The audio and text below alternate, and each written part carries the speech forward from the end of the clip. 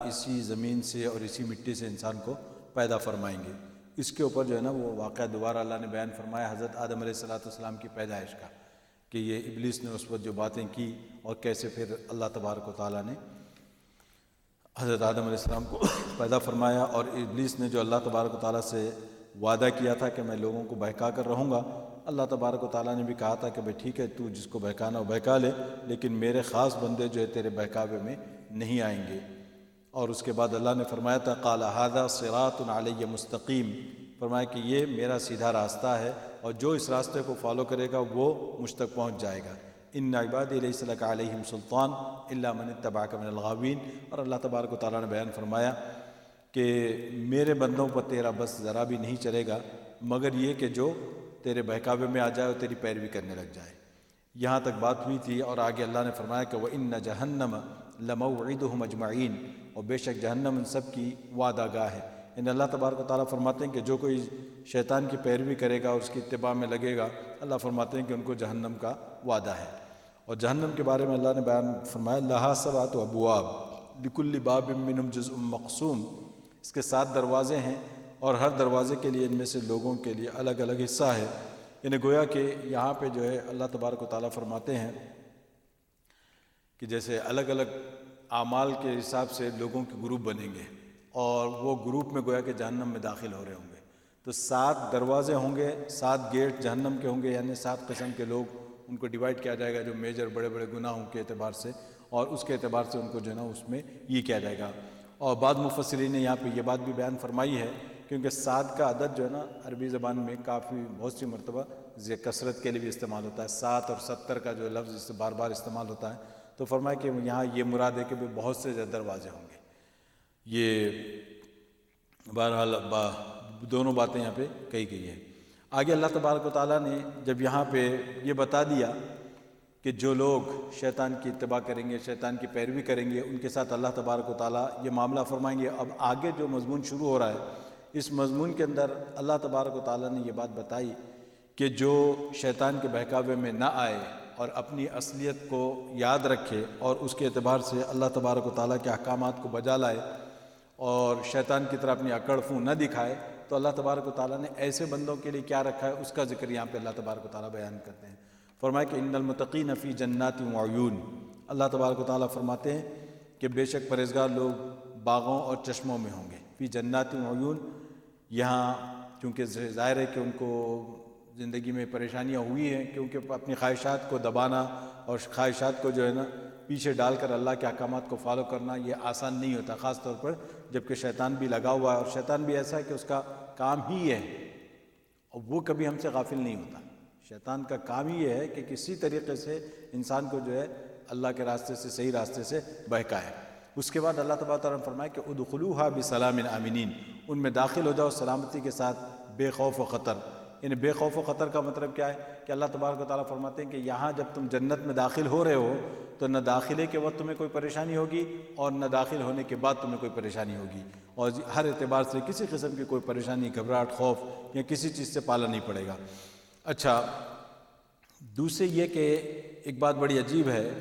کہ یہاں اللہ تبارک و تعالیٰ نے صرف اتنا ہی ذکر کیا، اور آگے جو ہے نبی پاک علیہ السلام نے کئی حدیثوں میں اس کی وضاحت فرمائی ہے، اور آیتیں بھی ہیں خوب۔ یہ سورہ الحاقہ اور دوسری صورتیں جو ہے مکی صورتیں ہیں، اس میں اللہ تبارک و تعالیٰ نے بڑا منظر بیان فرمایا کہ جنت میں جب داخلہ مل جائے گا، جنت میں داخل ہونے کے بعد وہاں پہ کیا ہوگا، کیونکہ دنیا کے اندر دنیا کی جو نعمتیں ہوتی ہیں کہ آگے چونکہ وہ اللہ تبارک و تعالیٰ بیان فرما رہے ہیں اسی کے بعد، مگر اس سے پہلے جو ہے نا یہ تو سلامتی کا اتنا ذہن میں رکھ لیں کہ وہاں نبی پاک علیہ السلام نے یہ فرمایا کہ وہ دیکھیں کہ جو بھی جنت میں ایک مرتبہ داخل ہو جائے، نہ وہاں کبھی وہ بیمار ہوگا، نہ وہاں کبھی وہ بوڑھا ہوگا، اور نہ وہاں اس کو جو ہے نا اس کی نعمتوں سے چھین لی جائے گی، نہ کبھی ان نعمتوں کا وہاں پہ زوال ہوگا۔ کہ بہت سی مرتبہ دنیا کے اندر آپ دیکھتے جائیں کہ ان عوارض میں سے کوئی بھی ایک عارضہ پیش آ سکتا ہے، انسان کے پاس سب کچھ ہوگا لیکن یہ کہ وہ خود بیمار ہو جائے تو اپنی نعمتوں سے فائدہ نہیں اٹھا سکتا، اپنی دولت سے فائدہ نہیں اٹھا سکتا، اور یہ کبھی ایسا ہوتا ہے کہ وہ خود جو ہے نا کیا کہنا چاہیے آپ مفلس بن جائے، بینکرپٹ ہو جائے، کچھ بھی شکل ہو سکتی ہے، بڑے بڑے لوگ بھی پیدل ہو جاتے ہیں۔ تو یہاں پہ تو دنیا کے اندر یہ اللہ تبارک و تعالیٰ نے نظام ایسے ہی رکھا ہے، لیکن وہاں فرماتے ہیں کہ یہ چیزیں کچھ نہیں ہوگی بسلام آمنین۔ اور آگے اللہ نے فرمایا کہ وَنَزَعْنَا مَا فِي صُدُورِهِمْ مِنْ غِلٍّ إِخْوَانًا عَلَى سُرُرٍ مُتَقَابِلِينَ۔ اب اللہ فرماتے ہیں کہ جب جنت میں داخلہ ہو جائے گا، جنت میں داخلے ہونے کے بعد کیا فرماتے ہیں کہ ان کے دلوں میں جو باہم کدورت ہوگی وہ ہم نکال دیں گے، وہ بھائی بھائی بنے تختوں پر آمنے سامنے بیٹھے ہوں گے۔ اب یہاں پہ ایک بات ذہن میں رکھنی چاہیے کہ یہ اللہ فرماتے ہیں کہ جو جنت میں داخل ہو جائیں گے ان کے دلوں سے ہم کدورت نکال دیں گے۔ تو یہاں جو انسان کو ایک یہ شبہ ہوتا ہے کہ بھائی یہ لوگ کیسے ہوں گے کہ تقوی والے، علم والے، جاننے والے، کہ ان کے دلوں میں بھی کدورت ہوگی، ان کے دلوں میں بھی آپس میں رنجش ہوگی۔ تو فرمایا کہ یہ رنجشوں کا ہونا، کدورتوں کا پیدا ہو جانا یہ ایک فطری بات ہے، اور اس سے جو ہے نا اللہ تبارک و تعالیٰ فرماتے ہیں کہ ان کے ہم دل کو صاف کر دیں گے۔ دنیا کے اندر یہ کدورتیں پیدا ہو جائیں، تھوڑی بہت رنجشیں آ جائیں، لیکن یہ جو ہے نا ایک فطری تقاضا ہے انسان کا، جب ساتھ رہتے ہیں اور یہ کچھ احوال ایک دوسرے کے پہنچتے ہیں تو یہ ہوتا ہے انسانوں کو۔ اللہ تبارک و تعالیٰ نے یعنی یہ نہ بتایا، اللہ تبارک و تعالیٰ یہ بتانا چاہتے ہیں کہ یہ کوئی فرشتے نہیں ہیں۔ اپنی تقوی کے اعتبار سے اللہ نے جو ان کو علم دیا ہے، جو مقام دیا، وہ اپنی جگہ، لیکن اس کا یہ مطلب نہیں ہے کہ وہ فرشتے ہو گئے، انسانیت سے نکل گئے۔ انسانیت ان کے اندر ہے، اس کا تقاضا یہ ہے کہ آپس میں جو ہے نا رنجشیں ہو جاتی ہیں، بہت سی مرتبہ کدورتیں پیدا ہو جاتی ہیں، تو یہ جو ہے اس وجہ سے کوئی آدمی اس کو تقوی کے یا کسی کے دینداری کے خلاف نہ سمجھ لے۔ یہ چیزیں یہ پیدائش یعنی جیسے ابھی بتایا کہ انسان ہونے کے جو ہے منافی یہ چیز نہیں ہے، کیونکہ بعض مرتبہ کیا کرتے ہیں لوگ یہ سمجھتے ہیں کہ بھائی کوئی انسان متقی ہے، کوئی انسان دیندار ہے تو اس کا مطلب یہ کہ اب اس کے نفس کے تقاضے ہی ختم ہو گئے، گویا کہ نفس اس کا ہے ہی نہیں، نفس اس کو جو ہے نا وہ اس کی طرف آئے گا ہی نہیں۔ یہ بات ایسی نہیں ہے۔ اور دوسرا ہے کہ بعض مرتبہ لوگ یہ سمجھتے ہیں کہ بھئی ان کو غلط فہمی ہونی ہی نہیں چاہیے۔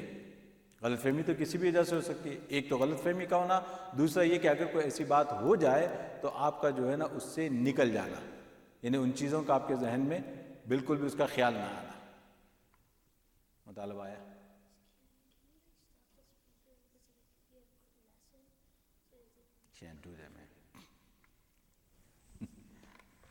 یہ چائے بھی لے کے جائیے، یہ کیا کہیں گے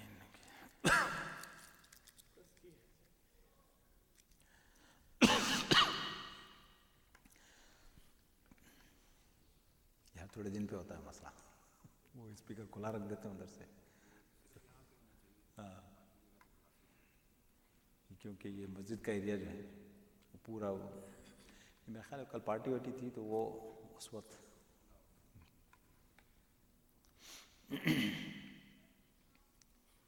پوری کلاسوں میں جاتا ہے۔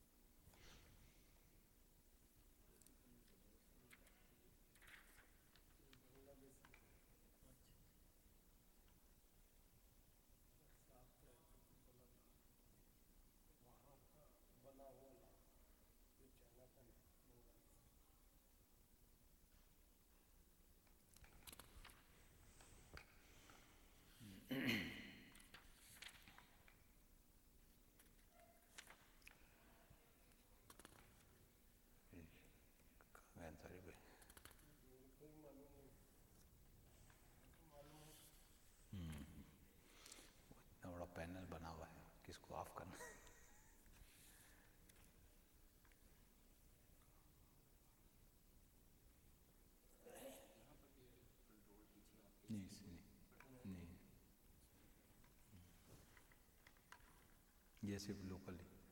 جی وہاں کا پورا وہ اس بلڈنگ کا اس میں جی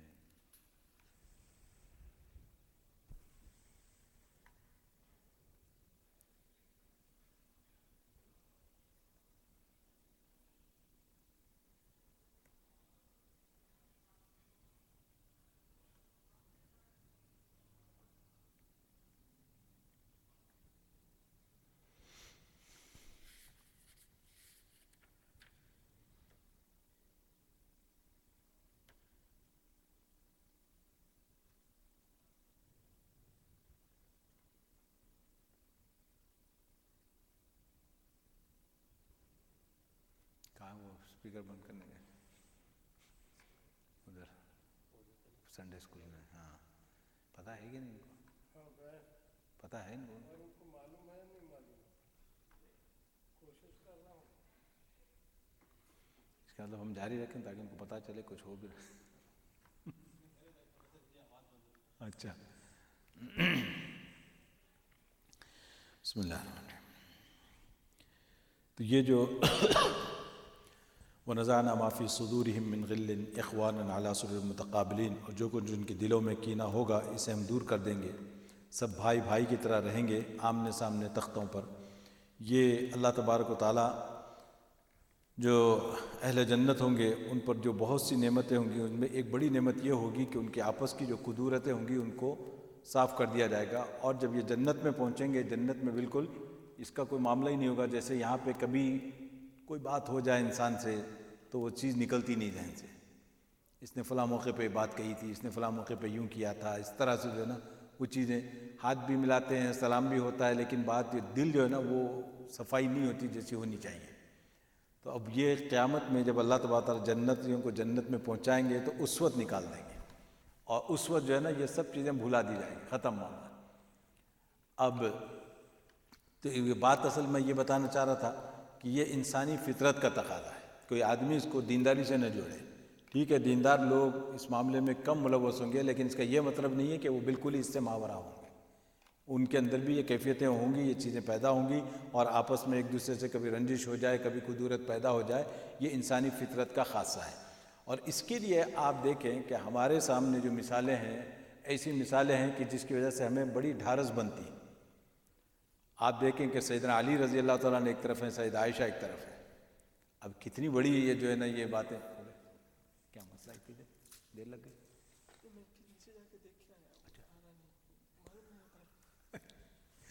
تو یہ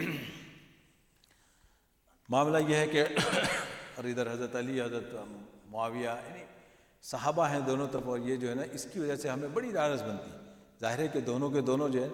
یہ سب اللہ کے یہاں جو ہے نا سب نیک لوگوں میں اور اللہ سب کے لیے اللہ نے جو ہے نا رضی اللہ عنہ و رضوان کا لفظ استعمال فرمایا یہ بہت بڑی بات ہے اور دوسرا یہ کہ جو چیز ہمیں اس سے جو چیز ہمیں معلوم ہوتی ہے وہ یہ کہ اگر کوئی معصوم ہے تو وہ صرف نبی ہے نبی جو ہے نا یہ معصوم ہوتے ان معاملات میں نبی کی اللہ تبارک و تعالیٰ خود حفاظت فرماتے ہیں اور صحابہ کا مقام جو ہے اس سے ذرا نیچے یعنی ان کے اندر یہ سب چیزیں ہوئی لیکن اللہ نے ان کی معافی کا اعلان کر دیا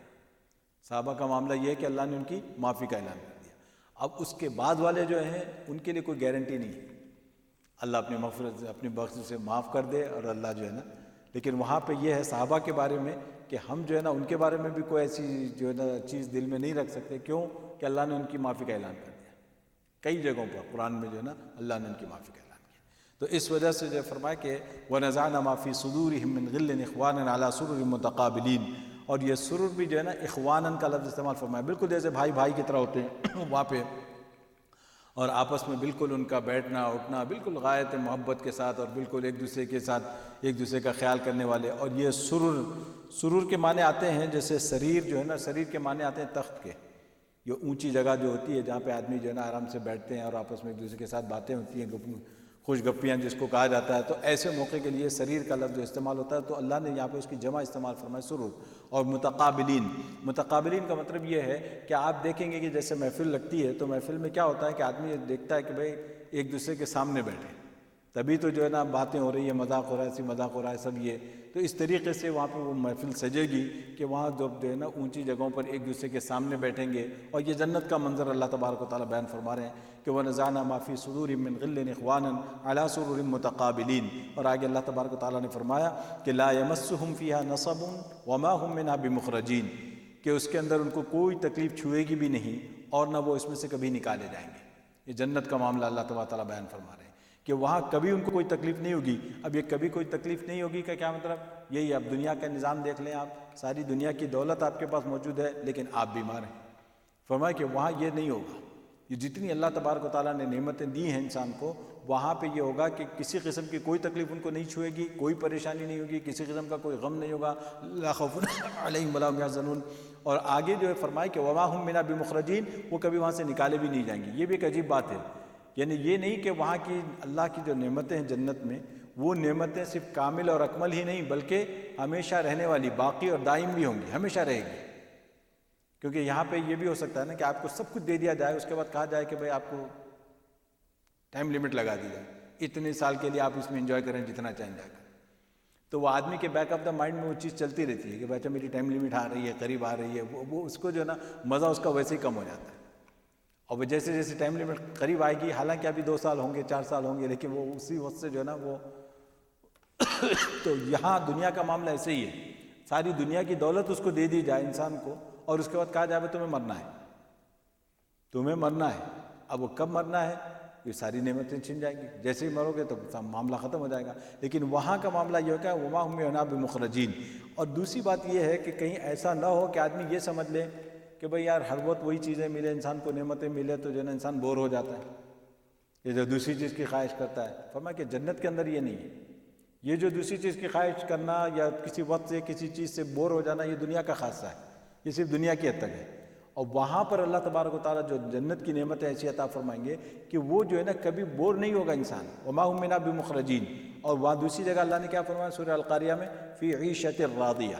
فی عیشۃ راضیہ یعنی ایسی زندگی کہ جس کو وہ پسند کرے گا، جس کو وہ چاہے گا کہ آج یہ منظر ہے، کل چاہے گا کہ یہ منظر چینج ہو جائے، وہ اللہ تعالیٰ اس کے مطابق منظر چینج کر دیں گے. دوسرے دن چاہے گا کہ یہ منظر نہیں، دوسرا منظر ہو تو دوسرا منظر. آپ دن کے موقع پہ چاہیں گے رات ہو جائے تو رات ہو جائے گی، اگر آپ چاہیں گے کہ بھائی رات دن ہو جائے تو دن ہو جائے گا. مطلب یہ ہے کہ آپ کے وہاں بور ہونے کا کوئی سوال ہی نہیں. فی عیشۃ راضیہ، یہ اللہ کا وعدہ ہے. اللہ فرماتے ہیں کہ بھائی جو اس کو پسند ہوگا اس قسم کی ہم زندگی دیں گے. اب آپ اندازہ لگائیے. اور اس لیے فرمایا کہ وما هم منها بمخرجین. ایک تو وہ بات ہے، دوسرا یہ کہ ہماری طرف سے بھی کوئی ٹائم لیمٹ نہیں کہ بھائی ہم نکال دیں اتنے عرصے کے بعد. فرمایا وہ کبھی نکلنے والے نہیں. وما هم بمخرجین، کبھی وہ نکالے نہیں جائیں گے. نبئ عبادی انی انا الغفور الرحیم. اللہ تبارک و تعالیٰ فرماتے ہیں کہ میرے بندوں کو خبردار کر دیجئے کہ ہاں میں یقیناً بڑا ہی مغفرت والا ہوں اور بڑا ہی رحمت والا ہوں. وان عذابی هو العذاب العلیم. اور اللہ، اور یہ کہ میرا عذاب بھی بڑا دردناک عذاب ہے. یہ جو ہے نا اللہ تبارک و تعالیٰ کی عجیب شان ہے. یہاں پہ اللہ تبارک و تعالیٰ نے اپنی دونوں صفتیں بیان فرمائی ہیں. نبی عبادی انی انا الغفور الرحیم. اللہ فرماتے ہیں کہ بندوں کو یہ بتا دیجیے کہ میں غفور بھی ہوں، رحیم بھی ہوں. اور اس کے بعد فرمایا کہ میری پکڑ بھی بڑی دردناک ہے، میری پکڑ بھی بڑی دردناک ہے. یہاں کیا بتاتے ہیں؟ یہاں جو ہے اللہ تبارک و تعالیٰ نے جو ہے نا ایک بات بتائی ہے کہ یاد یہ دیکھیں کہ اللہ کا ایک نظام ہے کہ اللہ تبارک و تعالیٰ اپنے بندوں کو بار بار یہ یاد دلاتے ہیں، بار بار یاد دلاتے ہیں میں غفور ہوں، میں رحیم ہوں، میں معاف کرنے والا ہوں. یعنی اللہ سے کوئی انسان جو ہے ہمیشہ خوف میں نہ رہے، ڈر کے مارے. کیونکہ اللہ کا عذاب جو کہیں ذکر کیا جاتا ہے تو بڑا سخت عذاب ہے. تو اللہ تبارک و تعالیٰ کیا کرتے ہیں؟ دونوں ذکر کرتے ہیں. اسی وجہ سے حدیث میں جو ہے نا مومن کی شان یہ بتائی گئی ہے کہ ہمیشہ مومن جو ہے نا ایک حالت میں نہیں ہوتا. کبھی کیا ہوتا ہے کہ جب ہم اللہ کی رحمت کے بارے میں پڑھتے ہیں تو امید ہو جاتی ہے کہ اللہ معاف کر دیں گے. اللہ تبارک و تعالیٰ ایسا نہیں ہوگا کہ اللہ پکڑ کرے. اللہ کی رحمت بہت وسیع ہے اور اللہ ہم کو عذاب دے کر خوش بھی نہیں ہوتی. اللہ کو کچھ ملتا بھی نہیں ہمیں عذاب دینے سے. یہ سب چیزیں جب انسان سوچتا ہے تو امید بنتی ہے کہ بھائی اللہ ضرور معاف کر دیں گے. اور اسی لمحے جب انسان کی جو ہے اپنے اعمال کی طرف نظر جاتی ہے، اپنے گناہوں کی طرف نظر جاتی ہے، اپنی کوتاہیاں اس کو یاد آتی ہیں تو فوراً اس کو ڈر بھی ہونے لگتا ہے. پتہ نہیں اس بات پہ پکڑ ہو جائے، پتہ نہیں اس بات پہ پکڑ ہو جائے. تو انسان جو ہے نا اپنے اعمال کی وجہ سے ڈرتا بھی ہے، لیکن جہاں اللہ کی رحمت کی بات آتی ہے تو امید بھی بنتی ہے کہ بھائی اللہ تبارک و تعالیٰ معاف کر دیں گے، اللہ کی ذات بڑی رحیم ہے. اب اسی وجہ سے آپ دیکھیں گے قرآن مجید میں اللہ تبارک و تعالیٰ نے جو اپنے اسماء حسنیٰ ہیں اس میں کتنے ایسے رکھے ہیں کہ جو معافی کو بتانے والے ہیں.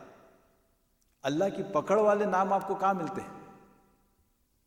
اللہ کی صفت تو بیان کی جاتی ہے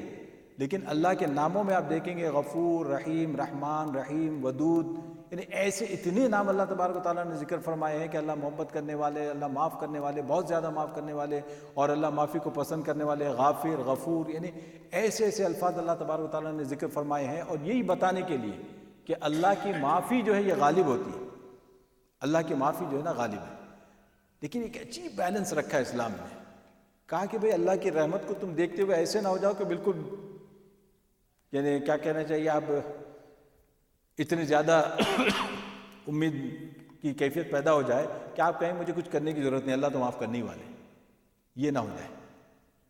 اور کبھی اتنا ڈرتا ہے انسان، اتنا ڈرتا ہے کہ بھئی وہ بھی قنوطیت کی کیفیت پیدا ہو جاتی ہے۔ وہ کیا ہوتی ہے کہ آدمی سب کچھ کرتے ہوئے بھی اتنا ڈرتا ہے کہ بھئی پتہ نہیں کچھ ہوگا کہ نہیں ہوگا، پھر کرنے کا فائدہ کیا ہے، پھر وہاں بھی وہی آ کے جام ہو جاتا ہے۔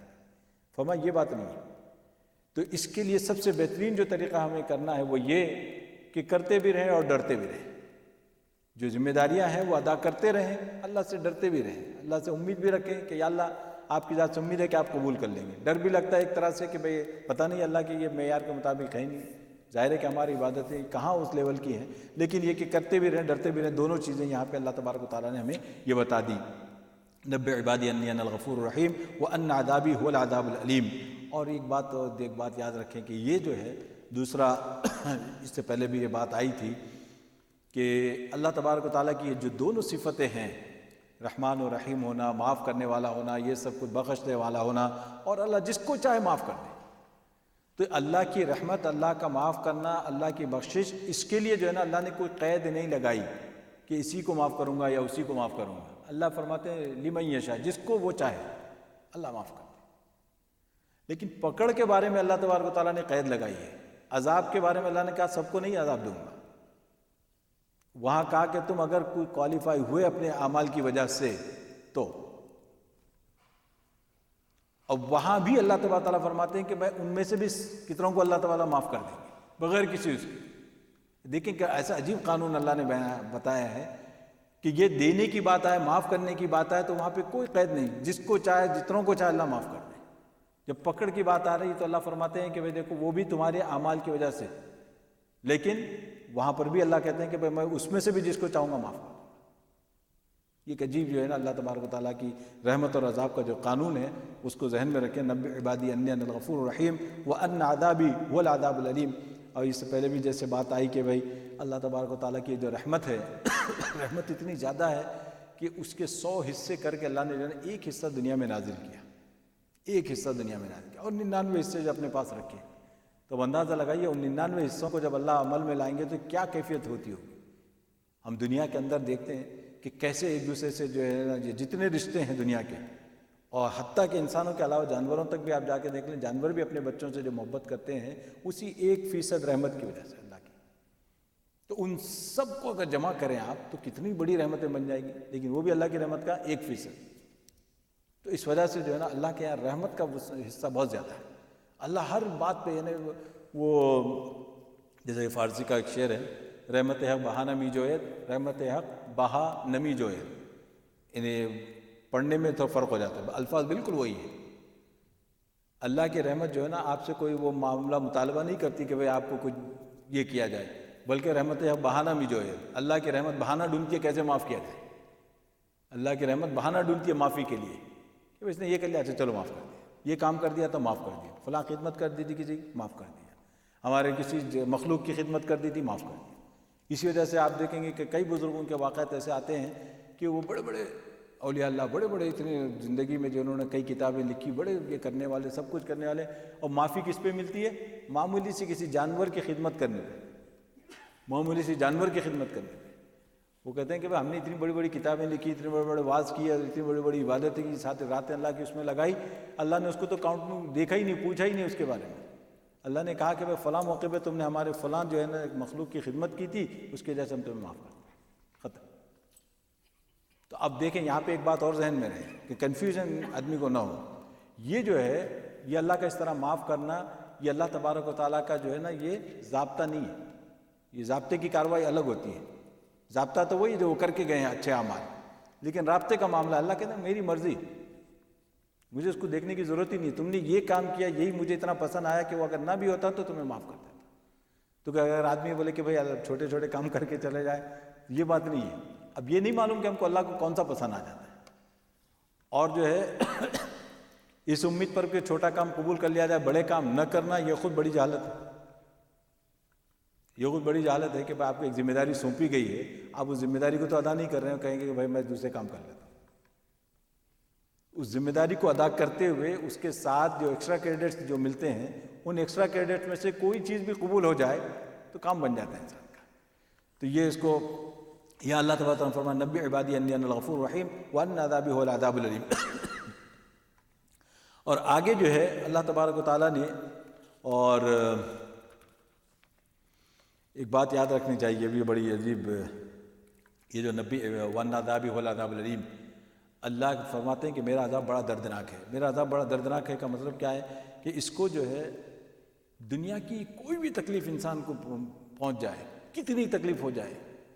اللہ کے عذاب کے مقابلے میں اس کی کوئی حیثیت نہیں۔ اللہ کے عذاب کے مقابلے میں اس کی کوئی حیثیت نہیں۔ جو عذاب اللہ کے یہاں بڑے سخت عذاب ہے، یعنی بہت معمولی سا بھی عذاب ہوگا تو دنیا کی ساری تکلیفوں کے مقابلے میں بڑا سخت ہوگا۔ تو بہت سی مرتبہ انسان یہ دیکھتا ہے نا کہ بھائی میں مر جاؤں تو اس سے چھٹکارا مل جائے گا، اتنی تکلیف میں، اتنا پریشان ہے، اتنی لمبی بیماری چل رہی ہے آدمی کی، بڑی تکلیف میں ہے، کبھی یعنی خود تیمارداری جو کرتا ہے آدمی اس کو پریشانی ہو جاتی ہے، ساری فیملی پریشان ہو جاتی ہے، کمیونٹی بھی کبھی جو ہے نا یہ ہو جاتی ہے، کتنی تکلیف میں ہے۔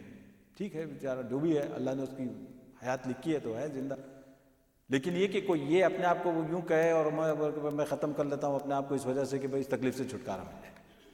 تو وہاں کیا چیز انتظار میں آپ کی، اس کو کیا پتا آپ کو۔ تو وہاں کا جو معاملہ وہ بڑا سخت ہے، اس وجہ سے کوئی آدمی یہ نہ سمجھے کہ یہ جہاں سے چھٹکارا ملتے ہی سمجھے کہ وہاں پہ تو آرام ہے، نہیں۔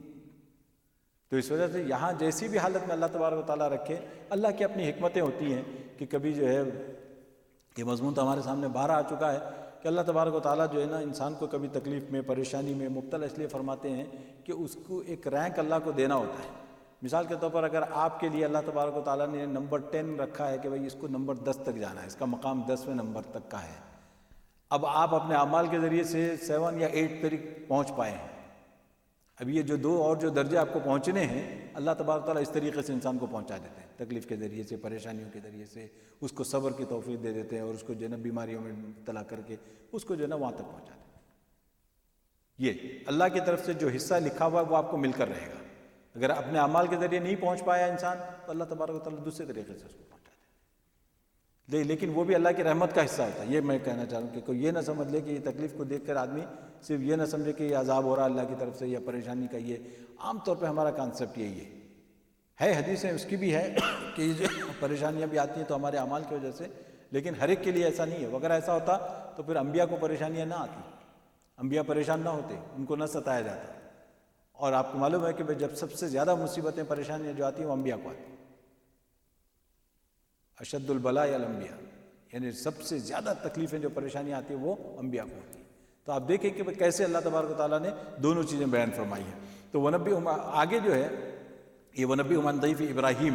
اس کے ذریعے سے جو ہے نا اللہ تبارک و تعالیٰ بتاتے ہیں، آپ دیکھیے ابھی یہ 2 آیتوں کے اندر اللہ نے جو ہے نا اپنی رحمت کو بھی بتایا اور اپنے عذاب کو بھی بتایا۔ اب آگے جو ہے اللہ تبارک و تعالیٰ اپنی رحمت کی بھی اور اسی طریقے سے اپنی عذاب کی بھی مثالیں بیان فرما رہے ہیں۔ اور اپنی رحمت کی مثالوں میں اللہ تبارک و تعالیٰ نے کیا کیا، ایک مثال بیان کی اور 3 مثالیں جو ہے نا اللہ تبارک و تعالیٰ نے آگے بیان فرمائی وہ اپنے غضب کی، کہ اللہ کی بات نہ ماننے پہ، اللہ تبارک و تعالیٰ کی نافرمانی کرنے پہ، اللہ کے نبیوں کے ساتھ جو مذاق و ٹھٹا کرنے پہ جو کیسے اللہ تبارک و تعالیٰ نے پکڑ کی، اس کو یہاں سے اللہ تبارک و تعالیٰ بیان فرماتے ہیں۔ اب دیکھیں شروع کرتے ہیں سب سے پہلے پہلی مثال، وَنَبِّهُمْ عَنْ ضَيْفِ إِبْرَاهِيمَ إِذْ دَخَلُوا عَلَيْهِ فَقَالُوا سَلَامًا قَالَ إِنَّا مِنْكُمْ وَجِلُونَ قَالُوا لَا تَوْجَلْ إِنَّا نُبَشِّرُكَ بِغُلَامٍ عَلِيمٍ قَالَ بَشَّرْتُمُونِي عَلَىٰ أَن مَّسَّنِيَ الْكِبَرُ فَبِمَ تُبَشِّرُونَ۔ یہ اللہ تبارک و تعالیٰ کی مہربانی کی مثال ہے۔ فرمایا اور انہیں ابراہیم کے مہمانوں کے قصے کی خبر دیجیے۔ یہ ان کو کہا جا رہا ہے کہ بھئی اب یہ ونبئہم بتائیے ان کو، کس کو بتانا ہے؟ قریش کو بتایا جا رہا ہے، کہا جا رہا ہے کہ بھئی دیکھو ابراہیم علیہ السلام کے پاس مہمان آئے تھے۔ ابراہیم علیہ السلام کے بارے میں آتا ہے کہ ابراہیم علیہ السلام بڑے مہمان نواز تھے۔ ابراہیم علیہ السلام کا معاملہ یہ تھا کہ وہ اس وقت تک کھانا نہیں کھاتے تھے جب تک ان کے دستر پہ کوئی مہمان نہ ہو، حتیٰ کہ یہ تک آتا ہے کہ وہ کھانے کا وقت ہو جائے کوئی نہ آئے تو باہر جا کے کھڑے رہتے تھے، کوئی تو مسافر ملے گا چلتا راہ چلنے والا، تو اس کو جو ہے حضرت ابراہیم علیہ السلام کی عادت شریفہ تھی۔ تو فرماتے ہیں ونبی من ضیف ابراہیم، ابراہیم علیہ السلام کے جو مہمان تھے ان کی خبر ان کو دیجیے، اور آگے فرمایا اذ دخلوا علیہ فقالوا سلاما، اور جب یہ مہمان ابراہیم علیہ السلام کے پاس آئے، آ کر انہوں نے ابراہیم علیہ السلام کو سلام کیا. اور یہ چونکہ یہ اس سے پہلے واقعہ ہے وہ وہاں پہ آ گیا تھا سورہ ہود میں، وہاں پہ یہ گزر چکا حضرت ابراہیم علیہ السلام کے بارے میں تفصیل سے یہ. تو فرمایا قالوا سلاما قال انا منکم وجلون، ابراہیم علیہ السلام بولے ہم کو تم سے ڈر لگ رہا ہے،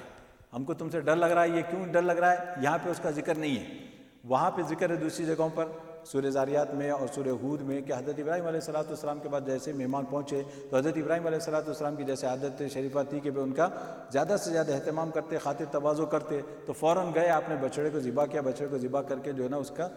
گوشت بھون کے ان کے سامنے لا کے رکھ دیا. یہ مہمان ہیں، مہمان آئے ہیں دور سے آئے ہیں تو ان کے لیے کھانے کے لیے رکھ دیا. جب دیکھا تو وہ جو ہے نا وہ کھانا نہیں کھا رہے مہمان، جب مہمان کھانا نہیں کھانے لگے تو حضرت ابراہیم علیہ السلام کو جو ہے نا تھوڑا سا ڈر ہوا. وہ ڈر کس بات پہ ہوا؟ ڈر اس بات کا ہوا کہ وہ اس وقت کلچر یہ تھا عرب میں، جہاں حضرت ابراہیم علیہ السلام رہتے تھے وہ عراق کا ایریا جو تھا، اس وقت ان کا کلچر یہ تھا کہ اگر کوئی مہمان آپ کے پاس آئے اور وہ کھانے کو قبول کر لے، آپ کے کھانے کی دعوت کو قبول کر لے، تو اس کا مطلب یہ ہے کہ اب ان لوگوں کی طرف سے آپ کے لیے امن ہے، سلامتی ہے، یہ لوگ اب آپ کو کوئی نقصان نہیں پہنچائیں گے. ورنہ ہوتا یہ تھا کہ اس زمانے میں چور ڈاکو چکے جو ہوتے تھے وہ بھی اسی طرح آتے تھے. اب آپ نے ان کو انوائٹ کر لیا، اگر آپ کا کھانا ان لوگوں نے کھا لیا تو اب آپ کے اوپر وہ ڈاکہ نہیں ڈالتے. تو ایک سیفٹی بھی تھی آپ کی کہ بھائی آؤ اس کو کھانا کھلا دو، تو آپ بچ گئے. ان کا کلچر تھا وہ. اور اگر وہ آپ بلانے کے بعد وہ آ گئے اور وہ کھانا نہیں کھایا تو اب یہاں سے آپ کو خطرہ ہوگا کہ بھائی اس کا مطلب ہے کہ ان کے ارادے صحیح نہیں ہے، یا تو یہ لوٹنا چاہتے ہیں یا مارنا چاہتے ہیں یا پھر کچھ اور جو ہے ارادہ غلط ہے ان کا. تو حضرت ابراہیم علیہ السلام کی نظر بھی دیکھیں، پیغمبر ضرور ہیں، خدا نہیں ہے، علم غیب نہیں ہے آپ کو، ہیں سامنے بیٹھے ہوئے فرشتے ہیں لیکن ایک پتہ نہیں چل رہا آپ کو، کیونکہ انسانی شکل میں ہے تو آپ یہ سمجھ رہے ہیں کہ یہ بھی عام انسان ہے. اس وجہ سے حضرت ابراہیم علیہ السلام کو ان کے سامنے جو کلچر تھا اور ان کے سامنے جو ماحول، ان کے ایک عام ماحول تھا، اس ماحول کو دیکھتے ہوئے حضرت ابراہیم علیہ السلام کو خوف ہو کہ بھئی کھانا کیوں نہیں کھا رہے. تو اب وہ اس کے بعد فرشتوں نے کہا کہ لا توجل، فرشتوں نے کہا کہ آپ ڈریے نہیں، ڈرنے کی ضرورت نہیں ہے. کیوں؟ انا نبشرک بغلام علیم، کہ ہم تو آپ کو ایک بشارت ایک صاحب علم فرزند کی دینے آئے ہیں. تو اب یہ انا نبشرک بغلام علیم جیسے بیٹے کی بشارت دی تو اس وقت معلوم ہوا اوہو یہ تو فرشتے ہیں، یہ اللہ کے بھیجے ہوئے ہیں. جب یہ اللہ کے بھیجے ہوئے ہیں تو فرشتوں کو نہ کھانے کی ضرورت ہوتی، نہ نیند کی ضرورت ہوتی، نہ ہماری طرح کسی اور طرح حاجت کی ضرورت ہوتی، کوئی حاجت ان کو نہیں ہوتی. انا نبشرک بغلام علیم. تو جب ان لوگوں نے یہ کہا، جب ابراہیم علیہ السلام کو اندازہ ہوا کہ بادشاہ یہ فرشتے ہیں. اچھا، قال بشرتمونی علی ان مسنی الکبر فبم تبشرون. اور یہ جو ہے نا کون ہے کیا ہے، یہ ساری تفصیلات جو ہے میرا خیال ہے وہاں پہ گزر چکی ہیں. یہ حضرت اسحاق کی بشارت دے رہے ہیں، یہ حضرت اسحاق کی بشارت ہو رہی ہے، کیونکہ حضرت ابراہیم حضرت اسماعیل تو جو ہے آلریڈی پیدا ہو چکے تھے. یہ حضرت اسحاق کیونکہ حضرت سارہ سے جو ہے نا کیونکہ ان کی اولاد نہیں تھی تو یہ حضرت اسحاق کی بشارت ہو رہی ہے. اور اس وقت جو حضرت ابراہیم علیہ السلام کی عمر 100 سال بیان کی جاتی ہے، 100 سال کی عمر میں جو ہے نا آپ کو یہ بشارت دی جا رہی ہے. اور جو حضرت سارہ تھیں ظاہر ہے کہ ان کی عمر بھی آس پاس ہی ہوگی، کچھ نہیں تو 80 90 جو بھی آس پاس کی عمر ہوگی. اور اس چیز کو دیکھتے ہوئے جو عام طور پر ایک فطری تقاضا ہے انسان کا جو ہے نا اس عمر میں آ کر نہ اولاد کی تمنا ہوتی ہے، نہ اولاد کی جو ہے نا کوئی امید رکھتا ہے. تو اس طریقے سے جو ہے نا حضرت ابراہیم علیہ السلام کو جب انہوں نے بشارت دی تو حضرت ابراہیم علیہ السلام نے پوچھا قال ابشرتمونی علی ان مسنی الکبر. ابراہیم علیہ السلام نے کہا کہ کیا تم مجھے بشارت دیتے ہو اس حالت میں دیتے ہو کہ مجھ پر بڑھاپا آ چکا، یعنی اب تو میں بوڑھا ہو چکا ہوں، تم مجھے ایسی حالت میں بشارت دے رہے ہو مسنی الکبر فبم تبشرون. تو اب ان لوگ حضرت ابراہیم علیہ السلام نے پوچھا فبم تبشرون، کس چیز کی بشارت دے رہے ہو؟ یعنی یہاں پہ یہ دیکھیں کہ حضرت ابراہیم علیہ السلام نے یہاں بھی کیا کیا، نظر آپ کی کہاں پر ہے؟ اسباب پر ہے. اسباب کے اعتبار سے میں بوڑھا ہو چکا ہوں اور اسباب کے اعتبار سے اس عمر میں عام طور پہ اولاد نہیں ہوتی اور عام طور پہ اولاد کا کوئی سلسلہ نہیں ہوتا اس عمر میں. تو اس کو دیکھتے ہوئے حضرت ابراہیم علیہ السلام نے کہا فبم تبشرون، کس چیز کی تم بشارت دے رہے ہو؟ یعنی یہ نہیں کہا کہ اللہ کی قدرت کو سوال کر رہے ہیں، یہ ذہن میں رکھنا ہے کہ اللہ کی قدرت کا سوال نہیں ہو رہا ہے، بلکہ وہ عادیہ اسباب عادیہ جو تھی ان کو دیکھ رہے ہیں. فبم تبشرون. تو فرشتوں نے کہا قالوا بشرناک بالحق، بولے ہم آپ کو امر واقعی کی بشارت دیتے ہیں، یعنی حق بات کی ہم بشارت دے رہے ہیں، اللہ نے کہا ہے اور اللہ کی طرف سے آپ کے لیے بشارت ہے، ہم آپ کو بشارت دیتے ہیں۔ فلا تکن من القانتین، سو آپ نا امید نہ ہوں، آپ نا امید نہ ہو، یعنی فرمایا کہ نا امیدی کفر ہے، اللہ کی رحمت سے نا امیدی کفر ہے، اور فرشتوں کے ذریعے سے جب بشارت دے دی جائے تو اب یہ یقینی بات ہے۔ اور اسی طریقے سے آپ کو یاد ہوگا کہ حضرت یعقوب علیہ السلام کو بھی اللہ نے جو ہے نا وہاں پہ فرمایا تھا، یعقوب علیہ السلام نے اپنے بیٹوں کو نصیحت کی تھی کہ جاؤ یوسف کو تلاش کرو کہ یہ جو ہے نا فلا تیأسوا من روح اللہ انہ لا ییأس من روح اللہ الا القوم الکافرون، کیوں کہ اللہ کی رحمت سے نا امیدی صرف کافروں کا شیوا ہے،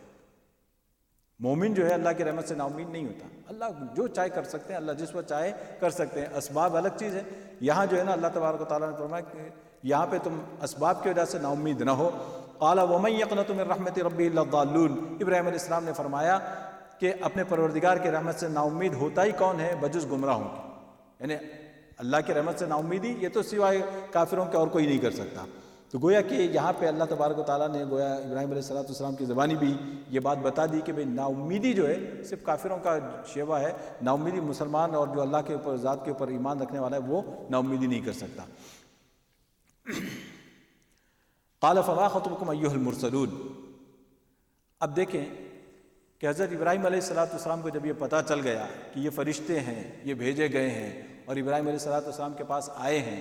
اور اس کے بعد ابراہیم علیہ السلام کی فراست دیکھیں کہ اپنی وہ فراست سے سمجھ گئے کہ بھئی یہ ہو نہیں سکتا کہ یہ صرف اسی کام کے لیے آئے ہیں، اسی کام کے لیے بھیجے گئے ہوں۔ تو حضرت ابراہیم علیہ السلام نے اپنی فراست سے اس چیز کو بھانپ لیا اور دیکھا کہ بھئی ان کا اور بھی کوئی مشن ہے، ان کو بھیجا گیا ہے جس مشن کے لیے، اور وہ کیا مشن ہے اس کو وہ پوچھتے ہیں۔ قال فما خطبكم ایھا المرسلون، ابراہیم علیہ السلام نے فرمایا کہ تم کو کیا مہم درپیش ہے اے اللہ کے فرشتوں، ایھا المرسلون، اے فرشتہ دو، یعنی جو بھیجے گئے اللہ کی طرف سے۔ اب یہ پوچھا کہ بھئی اور کیا تمہارا کام ہے، یعنی یہ کام تو ہو گیا، تم نے بشارت دے دی، اب آگے کدھر جا رہے ہو، آگے کیا کام ہے تمہارا؟ تو فرشتوں نے کہا انا ارسلنا الی قوم مجرمین، انا ارسلنا الی قوم مجرمین، وہ بولے ہم ایک مجرم قوم کی طرف بھیجے گئے ہیں، ہم ایک مجرم قوم کی طرف بھیجے گئے ہیں۔ اب یہ مجرم قوم کون ہے؟ الا آل لوط، بجز لوط علیہ السلام کے خاندان کے،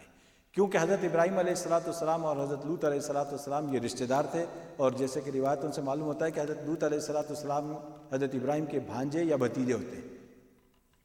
اور بعض حضرات نے جو ہے نا ان کے کزن یعنی خالزاد بھی بتائے۔ تو بہرحال یہ کہ قریبی رشتہ تھا حضرت لوط علیہ السلام کا حضرت ابراہیم علیہ السلام سے، تو اور حضرت ابراہیم علیہ السلام چونکہ یہ معلوم تھا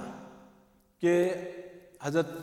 لوط علیہ السلام کے ساتھ جو حالات تھے، ان کی قوم جو حرکتیں کرتی تھی اور جس طرح آپ کو تنگ کرتی تھی اور جس طرح ستاتی تھی، یہ سب آپ کے ذہن میں تھا۔ تو حضرت ابراہیم علیہ السلام نے جو ہے نا فوراً پوچھا کہ بھئی تم کہاں جا رہے ہو؟ تو انہوں نے کہا کہ قوم مجرم کی طرف بھیجے گئے ہیں، الا آل لوط، مگر خاندان لوط علیہ السلام کے، انا لمنجوہم اجمعین، کہ یہاں پہ جو ہے نا اللہ تبارک و تعالیٰ نے اس کا ذکر نہیں فرمایا، اور دوسری جگہ پہ اس کا ذکر آیا ہے۔ وہاں پہ جو ہے نا وہ حضرت جب ابراہیم علیہ السلام کو یہ بتایا گیا کہ یہ جو بھیجے گئے ہیں لوط علیہ السلام کی طرف بھیجے گئے ہیں، تو فوراً ابراہیم علیہ السلام نے ان سے جو کہا تھا ان فیہا لوطا، کہ وہاں پہ لوط بھی تو رہتے ہیں، تم عذاب لے کر آئے ہو بستی کے لیے، تو لوط بھی تو ہے، ان کی فیملی بھی تو ہے وہاں پہ، انا لمنجوہم اجمعین، یہاں پہ جو ہے نا اس کا ذکر آیا۔ اللہ تبارک و تعالیٰ فرمایا الا آل لوط انا لمنجوہم اجمعین، کہ ہم ان سب کو بچا لیں گے، ہم ان سب کو بچا لیں گے، یعنی لوط علیہ السلام کی جو فیملی ہوگی ہم ان کو بچا لیں گے، انا لمنجوہم اجمعین۔ اب اس کے بعد فرمایا کہ دیکھیں، اور ایک بات ہے اللہ تبارک و تعالیٰ، ویسے دنیا میں اللہ کا نظام یہ ہے کہ جب عذاب آتا ہے تو اس میں کیا کہتے ہیں وہ محاورہ جو گیہوں کے ساتھ گھن بھی پس جاتے ہیں، یا اچھے برے کی تمیز نہیں کی جاتی۔ جب برائیوں کی کثرت ہو جائے یا کسی وجہ سے اللہ کا فیصلہ ہو جائے عذاب کا، اس بستی میں یا اس جگہ اور کوئی اچھے لوگ بھی رہتے ہوں تو وہ بھی اس عذاب کا حصہ بن جاتے ہیں، لیکن قیامت میں پھر جب اٹھائے جائیں گے تو پھر وہ اپنے اپنے اعمال کے مطابق، اپنی اپنی نیتوں کے مطابق اٹھائے جائیں گے، یعنی ان کو اللہ تبارک و تعالیٰ وہاں پہ الگ فرما دیں گے۔ لیکن چونکہ یہاں پیغمبر کا معاملہ ہے اور نبی کا معاملہ ہے، اور نبی کے ساتھ اللہ تبارک و تعالیٰ یہ معاملہ نہیں کرتے، اس وجہ سے اللہ تبارک و تعالیٰ نے یہاں پہ ان کا استثناء فرمایا الا آل لوط انا لمنجوہم اجمعین، ہم ان سب کو بچا لیں گے، الا امرأتہ، بجز ان کی بیوی کے، الا امرأتہ، بجز ان کی بیوی کے، قدرنا انہا لمن الغابرین، کہ ہم نے تجویز کر رکھا ہے کہ وہ ضرور پیچھے رہ جانے والوں میں رہے گی۔ اب دیکھیں کہ یہ واقعہ تو یہاں پہ نہیں آیا، وہاں پہ آئے تھے وہ لوط علیہ السلام کے پاس، یہ فرشتے آئے، جب فرشتے آئے تو لوط علیہ السلام کی قوم نے جو ہے نا، جیسا کہ ان کا معمول تھا کہ کوئی بھی آتا، مہمان آتا حضرت لوط علیہ السلام کے پاس تو وہ ان کو تنگ کرتے، ان کا پیچھا کرتے اور ان کے ساتھ بدفعلی کا ارادہ کرتے، اور ان کی یہ جو خواہشات تھی تو جو ہے یہ فرشتے بھی آئے، اللہ تبارک و تعالیٰ نے ان کو بھی بڑے خوبصورت بنا کر بھیجا، فرشتے ویسے ہی نورانی مخلوق اور بڑے خوبصورت بن کے آئے، تو اس قوم کی نیت خراب ہوئی اور یہ جو ہے نا وہاں پہنچ گئے حضرت لوط علیہ السلام کے گھر پہ، اور لوط علیہ السلام کے گھر پہ پہنچ گئے تو دیکھا کہ وہ دیوار پھلان کے آنے لگے، لوط علیہ السلام نے دروازہ نہیں کھولا تو دیوار پھلان کے آنے لگے حضرت لوط علیہ السلام کے پاس۔ اب لوط علیہ السلام کو بڑی فکر ہوئی کہ یا اللہ یہ کیا، یہ میرے مہمان ہیں، کہ ایسا نہ ہو کہ یہ میری بے عزتی کرے مہمان کے ساتھ، کہ بدسلوکی نہ ہو جائے مہمان کے ساتھ، بڑی فکر ہوئی آپ کو۔ اور لو ان لی آوی الی رکن شدید، وہاں پہ آپ نے بڑی خواہش کا اظہار کیا، کاش کہ میری کوئی ایسی مدد ہوتی جس کا میں سہارا لیتا۔ حضرت لوط علیہ السلام نے اس خواہش کا اظہار فرمایا۔ اس کے بعد جو ہے نا مفسرین فرماتے ہیں کہ نبی پاک علیہ السلام کی روایت کا جو مفہوم ہے کہ اس کے بعد سے جب لوط علیہ السلام نے خواہش کا اظہار کیا، کیونکہ یہ سورہ ہود میں گزر چکی ہے بات، اس کے بعد سے اللہ تبارک و تعالیٰ جب بھی نبی کو بھیجتے ہیں اس کی سپورٹ ضرور ہوتی ہے، سپورٹ کے ساتھ بھیجتے ہیں، چاہے وہ خاندان کی سپورٹ ہو یا ان کے دوستوں کی سپورٹ ہو یا ان کے ماننے والوں کی سپورٹ ہو، اللہ تبارک و تعالیٰ نے ایک سپورٹ سسٹم رکھا ہوا ہوتا ہے، اس کے ساتھ نبی آتے ہیں۔ اب آپ دیکھیں نبی پاک علیہ السلام کے ساتھ بھی کتنی مخالفتیں اور کتنی آپ کے ساتھ عداوتیں ہوئی، لیکن فیملی سسٹم جو تھا، ٹرائبل سسٹم جو تھا، باوجود ایمان نہ لانے کے آپ صلی اللہ علیہ وسلم پر، یہ آپ صلی اللہ علیہ وسلم کی مدد کرتے ہیں۔ تو ایک اللہ تبارک و تعالیٰ نے ان کی خواہش کا وہ ایک لحاظ رکھا ہے حضرت لوط علیہ السلام کی۔ لیکن یہاں ان کی بیوی کے بارے میں اللہ تبارک و تعالیٰ فرماتے ہیں قدرنا انہا لمن الغابرین، ان کے بارے میں یہ فیصلہ ہو چکا ہے کہ لوط علیہ السلام کی بیوی جو ہے یہ ان کے بارے میں یہ فیصلہ ہو چکا اللہ کی طرف سے۔ اچھا، یہاں جو ہے ایک بات یہ ہے کہ یہ آپ دیکھ رہے ہوں گے کہ فرشتے جو ہے نا سارا کام کیا کر رہے ہیں، اپنی طرف منسوب کیے جا رہے ہیں، ہم یوں کر دیں گے، ہم یوں کر دیں گے، ہم یوں کر دیں گے، حالانکہ کرنے والے کون ہیں؟ اللہ کی ذات ہے۔ لیکن چونکہ یہ اللہ کی طرف سے بھیجے گئے تھے، اللہ کی طرف سے آئے تھے اس مشن کے لیے، اسی وجہ سے اب یہ سارے کام جو ہے نا ان کی طرف نسبت کی جا رہی ہے۔ اور دوسرا یہ کہ یہاں بتانا ہے اللہ تبارک و تعالیٰ کو کہ بھئی ان کا یہ کام کرنا گویا کہ ہمارا کرنا ہے،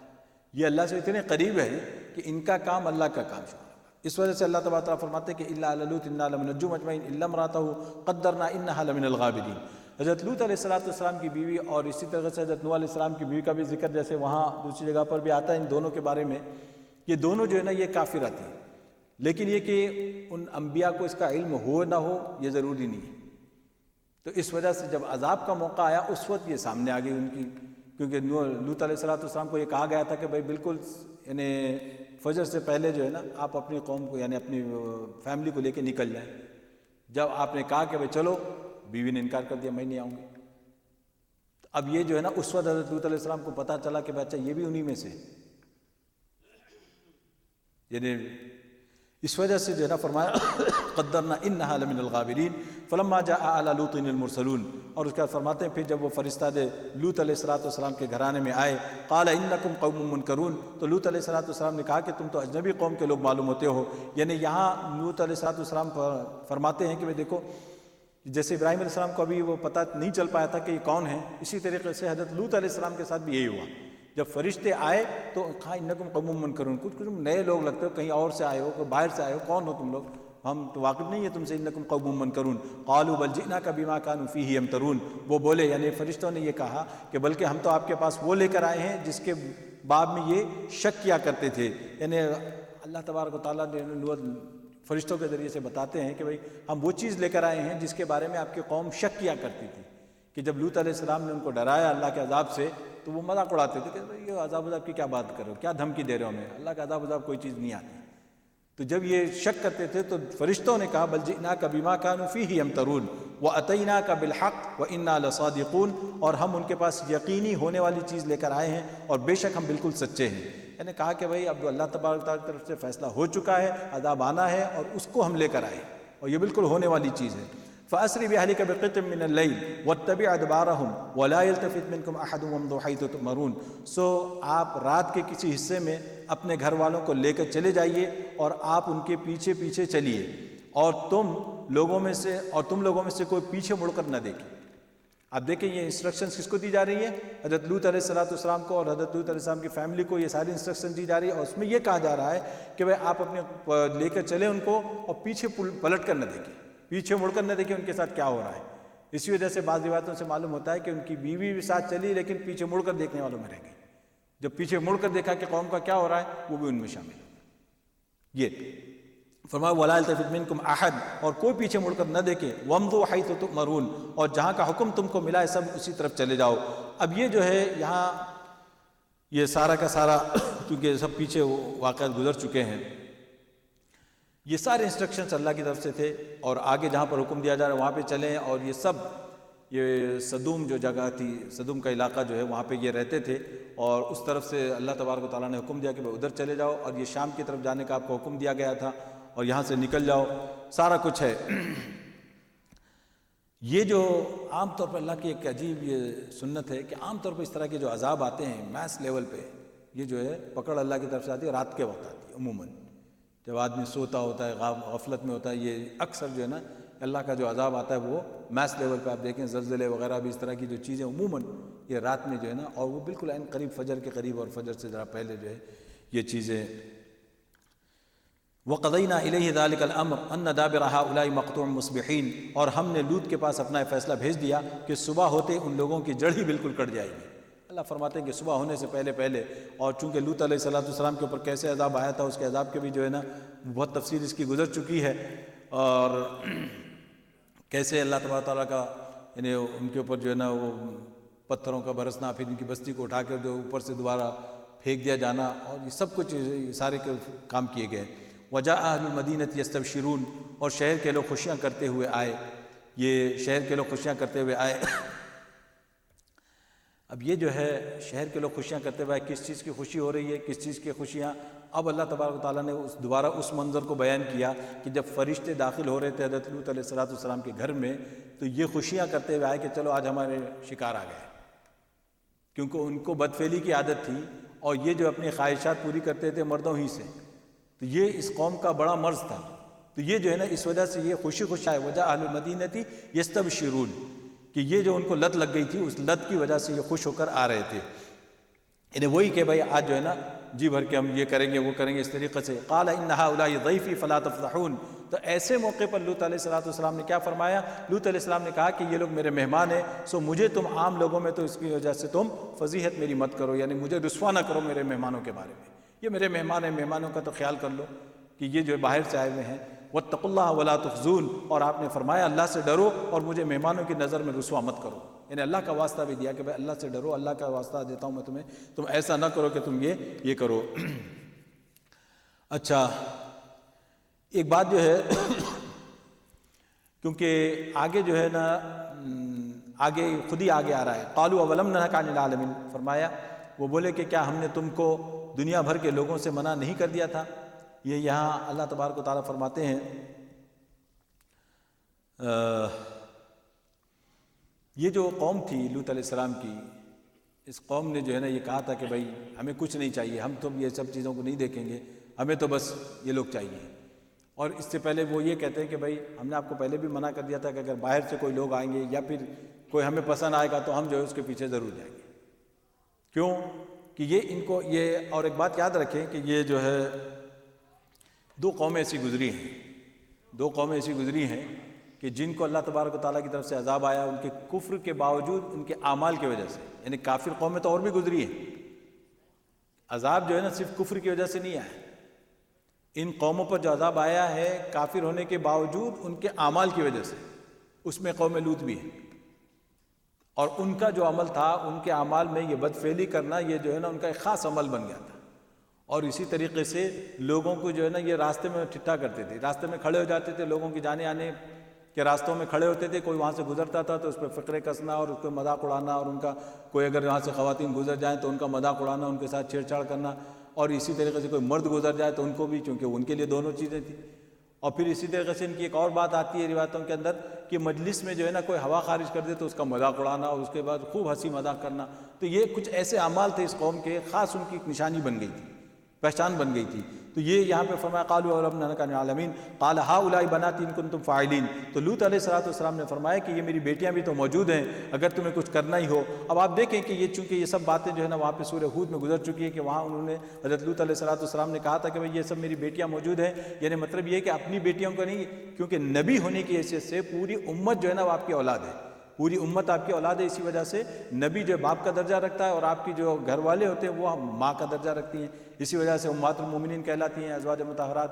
تو یہ جو آپ نے فرمایا کہ میری بیٹیاں ہیں، یعنی اللہ تبارک و تعالیٰ نے تمہارے لیے یہ بنایا ہے، عورتوں کو بنایا ہے، تو یہ جائز طریقے سے اللہ تبارک و تعالیٰ نے یہ چیز رکھی ہے۔ تو فرمایا کہ لعمرک انہم لفی سکرتہم یعمہون، اللہ تبارک و تعالیٰ فرماتے ہیں کہ آپ کی جان کی قسم وہ اپنی مدہوشی میں بالکل بھٹکے ہوئے تھے۔ اب یہاں پہ جو ہے اللہ تبارک و تعالیٰ فرماتے ہیں کہ یہ ان کے جذبات اتنے گئے گزرے ہو گئے تھے کہ ان کو سوائے اپنی خواہش پوری کرنے کی اور کوئی چیز نظر نہیں آ رہی کہ بھئی جائز ناجائز وہ سب ان کے لیے کوئی مسئلہ نہیں تھا، ان کو صرف اپنے جذبے کی تسکین چاہیے تھی۔